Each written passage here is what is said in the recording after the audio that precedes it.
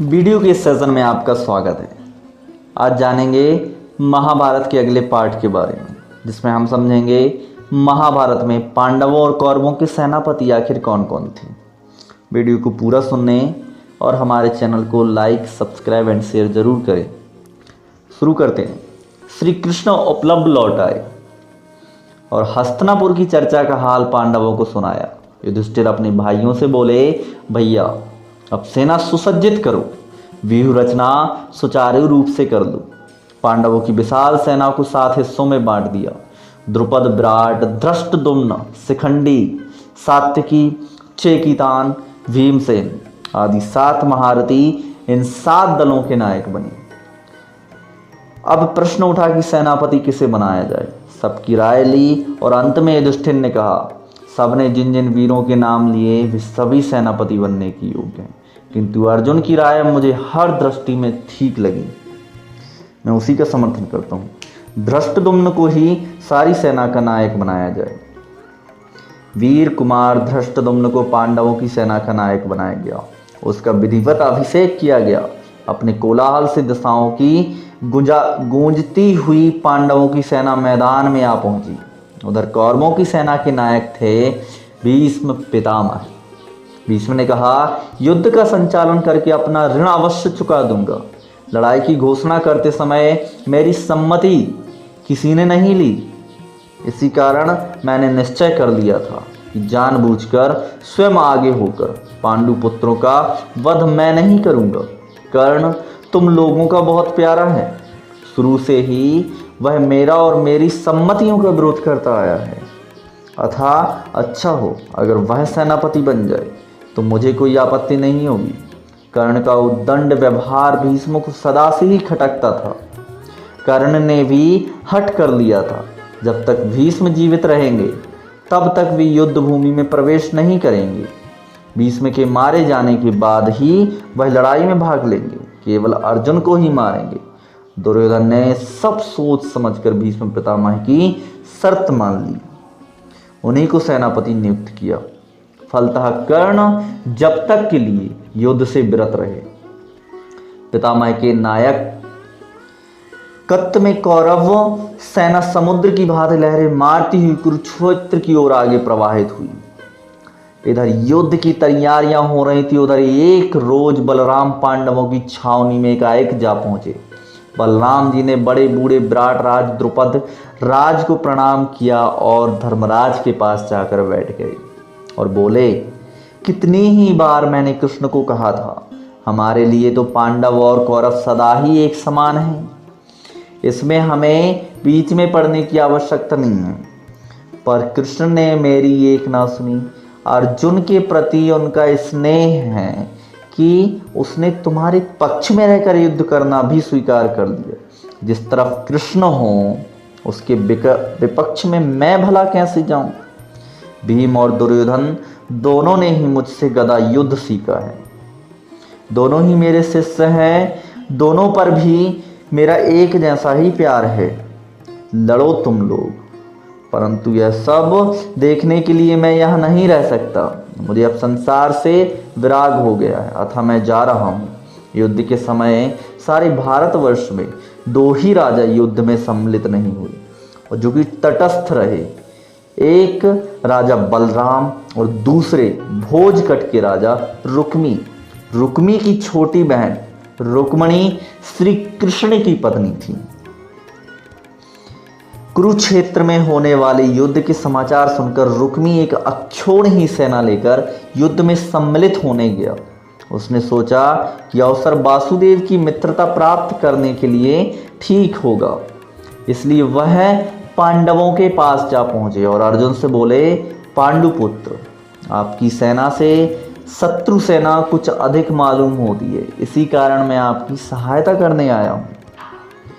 यह सुनकर अर्जुन हंसती हुई रुक्मी से बोला, राजन, आप बिना शर्त की सहायता करना चाहते हैं तो आपका स्वागत है, नहीं तो आपकी जैसी इच्छा। यह सुनकर रुक्मी बड़ा क्रुद्ध हुआ और अपनी सेना लेकर दुर्योधन के पास चला गया। रुक्मी ने दुर्योधन से कहा, पांडव मेरी मदद नहीं चाहते, इस कारण मैं आपकी सहायता करने के लिए आया हूँ। पांडवों ने जिसकी सहायता स्वीकार नहीं की, हमें उसकी सहायता स्वीकार करने की जरूरत नहीं है। यह कहकर दुर्योधन ने भी रुक्मी की सहायता ठुकरा दी। बेचारा रुक्मी दोनों तरफ से अपमानित होकर भोजकट वापस आ गया। रुक्मी कर्तव्य से प्रेरित होकर नहीं, बल्कि अपनी प्रतिष्ठा बढ़ाने के उद्देश्य से कुरुक्षेत्र और अपमानित हुआ। कुरुक्षेत्र के मैदान में दोनों तरफ की सेनाएं लड़ने के लिए तैयार खड़ी थीं। उन दिनों की रीति के अनुसार दोनों पक्ष के वीरों ने युद्ध नीति पर चलने की प्रतिज्ञाएं दी। कौरवों की सेना की व्यूह रचना देखकर युधिष्ठिर ने अर्जुन को आज्ञा दी, एक जगह सब वीरों को इकट्ठा रहकर लड़ना होगा, अतः सेना की सूची मुख्य व्यूह की सज्जित करो, सुई की नोक के समान सेना का व्यूह तैयार करो। इस प्रकार दोनों की सेनाएं की व्यूह रचना की गई। अर्जुन युद्ध के लिए तैयार हुए और वीरों को देखा तो उसके सामने मन में शंका हुई, हम क्या करने जा रहे हैं। उसने अपनी शंका कृष्ण पर प्रकट की। तब अर्जुन के इस भ्रम को दूर करने के लिए श्री कृष्ण ने कुरुक्षेत्र के जिस कर्म योग का उपदेश दिया वह तो विश्व विख्यात है। सब लोग इसी की राह देख रहे थे कि कब युद्ध शुरू हो, पर एकाएक पांडव सेना के बीच हलचल मच गई। देखते क्या है, युधिष्ठिर ने अचानक अपना कवच और धनुष बाण उतार कर रख दिया। रथ से उतरकर हाथ जोड़े कौरव सेना की हथियारबंद पंक्तियों को चीरती हुई भीष्म की ओर पैदल जा रहे। बिना सूचना दिए उनको इस प्रकार जाते हुए देखकर दोनों पक्ष वाले अचंभे पड़ गए। अर्जुन तुरंत रथ से कूद पड़ा और युधिष्ठिर के पीछे कौरव की सेना में घुस गया। दूसरे पांडव श्री कृष्ण भी उनके साथ हो गए। श्री कृष्ण बोले, अर्जुन मैं समझ गया महाराज युधिष्ठिर की इच्छा क्या है। बिना बड़ों की आज्ञा लिए युद्ध करना अनुचित माना जाता है। धर्मराज का उद्देश्य अच्छा ही है। शत्रु सेना के हथियार बंद वीरों की कतार को चीरती हुई युधिष्ठिर सीधे पितामह के पास जा पहुंचे। झुककर उन्हें चरण स्पर्श किए उनके, फिर बोले, पितामह हमने आपके साथ लड़ने का दुस्साहस कर ही लिया, कृपया हमें युद्ध की अनुमति दें, आशीर्वाद भी दें कि युद्ध में विजय प्राप्त हो। भीष्म बोले, बेटा युधिष्ठिर मुझे तुमसे यही आशा थी, मैं स्वतंत्र नहीं हूँ, विवश होकर मुझे तुम्हारे विपक्ष में ही रहना पड़ रहा है। फिर भी मेरी यह कामना है रण में तुम विजयी हो। भीष्म की आज्ञा और आशीर्वाद प्राप्त कर लेने के बाद युधिष्ठिर आचार्य द्रोण के पास गए। परिक्रमा करके उनको दंडवत किया और आशीर्वाद लेते हुए उनसे पूछा, मुझे आशीर्वाद दें। तो आचार्य द्रोणाचार्य ने कहा, मैं कौरवों के अधीन हूँ, उनका साथ देने के लिए विवश हूँ, फिर भी मेरी यही कामना है कि जीत तुम्हारी हो। आचार्य द्रोण से आशीष लेकर धर्मराज ने आचार्य कृप और मद्रराज शल्य के पास जाकर आशीर्वाद प्राप्त किए और सेना में वापस लौट आए और युद्ध शुरू हुआ। तो पहले बड़े योद्धाओं में द्वंद्व होने लगा। बराबर की ताकत वाले एक जैसे ही हथियार लेकर दो जोड़ी में लड़ने लगे। अर्जुन के साथ भीष्म, सात्यकी के साथ कृतवर्मा, अभिमन्यु के साथ बृहत्पाल एक साथ भिड़ गए। भीमसेन दुर्योधन में जा भिड़ा। भीमसेन दुर्योधन से युद्ध करने लगा। युधिष्ठिर शल्य के साथ युद्ध करने लगे। धृष्टद्युम्न ने आचार्य द्रोण पर सारी शक्ति लगाकर हमला बोल दिया। इस प्रकार प्रत्येक वीर युद्ध धर्म का पालन करता हुआ द्वंद्व युद्ध करने लगा।